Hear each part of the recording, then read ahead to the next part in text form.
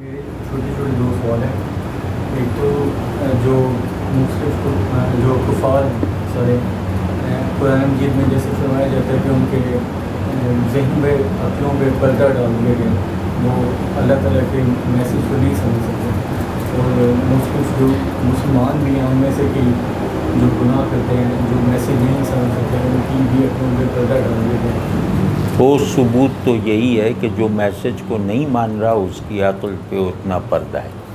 ٹھوس بات تو یہ ہے، لیکن علمی بات یہ ہے کہ عقل پہ پردے کا اظہار ہوتا ہے کہ میں اس کائنات کے سمبلزم کو نہیں مانتا، مطلب ایک ہاریزنٹیلٹی کے ساتھ اس کائنات کا علم حاصل کرتا ہوں.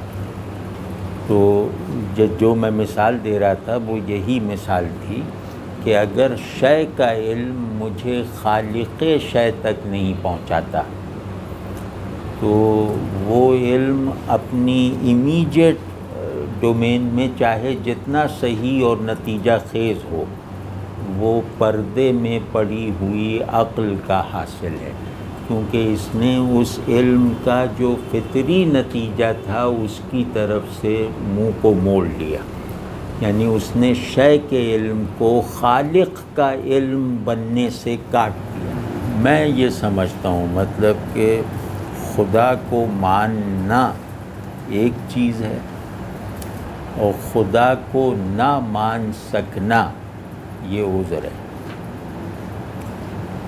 تو یہ تو ہم بالکل ڈٹیچمنٹ کی حالت میں اس طرح کے حکم لگائے جا رہے ہیں نا کہ عقل ہے تو وہ یہیں تک پہنچے گی، یہ ضرور کرے گی، لیکن حالات کا جبر، حالات کا دباؤ ایسا ہوتا ہے. ماحول، میری تربیت کس ماحول میں ہوئی ہے، تو ایسا ہو سکتا ہے کہ ایک آدمی صاحب عقل ہو، برا بھی نہیں ہے، ارادہ بھی انکار کا نہیں ہے، لیکن یہ کہ وہ خدا کو ماننے کے جو مظاہر اور نتائج دیکھتا ہے اس کی روشنی میں وہ خدا کو نہ ماننے میں عافیت محسوس کرتا ہے. تو یہ ہوتا ہے خدا کو نہ مان سکنا ارادہ انکار کے بغیر. تو یہ عذر ہے. میری رائے میں ایسے لوگوں پر اللہ سخت نظر نہیں ڈالے گا.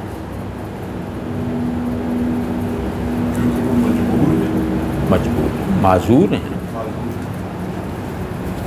اب سچی بات دیکھیں بھائی کہ آج کے مسلمانوں کو دیکھ کر اللہ کو ماننا یہ بہت مشکل بات ہے، بہت ہی مشکل بات ہے، بہت مشکل. جو بھی نہیں مان رہے وہ معذور ہیں. یا یہ کہ مذہبی ڈسکورس کی جو ذہنی پسماندگی ہے اس کو دیکھتا ہے کہ جو بھی عالم ہے وہ بہت سطح سے گری ہوئی بات کر رہا ہے، توحید کے بالکل عامیانہ دلائل دے رہا ہے، ٹھیک ہے، اور اس کا ذہن چھوٹا ذہن ہے. تو چھوٹے ذہن والے کو آدمی اپنا رہنما نہیں بناتا نا. تو اب پورا مذہبی ذہن چھوٹا ذہن ہے، تو جس کے پاس زیادہ ذہن ہے وہ اس چھوٹے ذہن کی دعوت کو اپنے لیے بائنڈنگ نہیں بنائے گا، وہ سبمسو ہو کر بات نہیں سنے گا. اب ہم تو چلو مسلمان ہیں نا، کوئی فرق کیا، ہماری مسجد میں مولوی صاحب کوئی تقریر کریں، مجھے اس پہ ہنسی بھی آ رہی ہو تو میں اس کی تعویل کر کے بیٹھا رہتا ہوں، لیکن ہر ایک تو اس پس منظر کا نہیں ہوتا نا. کہ کچھ مطلب کہاں پہنچا دیا ہے کہ سب پہلے ہوتا ہے کہ عالم تھوڑا سا بگڑے تو متکلم پیدا ہو گئے کہ جو ذرا اونچے درجے کا ذہن رکھتے ہیں ان کو لیے بھی دین کو پرکشش رکھا جائے. پھر جب دنیا کی چمک دمک بہت بڑھ گئی تو اللہ سے تعلق میں پیشن غائب ہونے لگا، تو صوفی آ گئے کہ انہوں نے اللہ کو پرکشش بنایا، اللہ کی کشش کو دنیا کی کشش پہ غالب کرنے کی مہم چلائی. تو وہ آ گئے، ان کا کلام بھی اس کے اپنے مقصد سے مطابق افیکٹیویٹی رکھتا تھا. لیکن اب کیا ہے، اب کچھ بھی ہمارے پاس نہیں ہے نا دکھانے کو کہ دیکھو ہمارا اللہ اتنا جمیل ہے، ہمارے رسول اللہ صلی اللہ علیہ وسلم اتنے مکمل آدمی ہیں.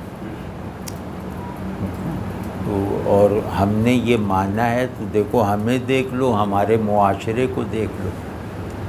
یہ فائدہ ہوتا ہے ماننے کا.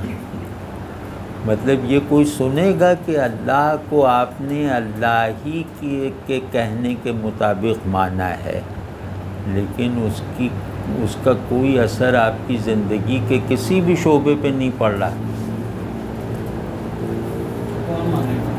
کون مانے گا اس اللہ کو؟ کون مانے گا نعوذ باللہ، جو نتائج پروڈیوس نہیں کر پاتا، جس پر ایمان نتائج پروڈیوس نہیں کرتا. تو ہم نے ہر چیز آخرت پہ ڈال دی. ہمارا پورا سودا ادھار کا سودا ہے کہ ہم قیمت نقد مان رہے ہیں، مال ہمارا ادھار ہے. مطلب کہہ رہے ہیں کہ بعد میں لے لینا، قیمت ابھی تو. قیمت کیا دینی کہ ٹوٹل سرنڈر کرو. یہ تو بہت بڑی قیمت ہے نا کہ آپ مجھ سے کہہ رہے ہیں کہ تم سر سے پاؤں تک اپنے آپ کو اس میسج کے آگے سرنڈر کرو، پھر اس میسج کو ماننے کا جو فائدہ ہوگا، یعنی کہ تمہاری اس قربانی کا جو صلہ ملے گا، جو سب سے بڑی قربانی ہے، وہ ملے گا جب تم مر جاؤ گے. اس کے بعد یہ کون سنے گا؟ ورنہ مذہب اخلاقی حقیقت ہے نا. اخلاقی حقیقت کا مطلب ہے کہ یہاں بھی عافیت سے ہیں، اب ہماری اس بات پہ یقین رکھو کہ وہاں بھی عافیت سے ہوں گے. تو لیکن یہاں کی عافیت تو دکھاؤ نا.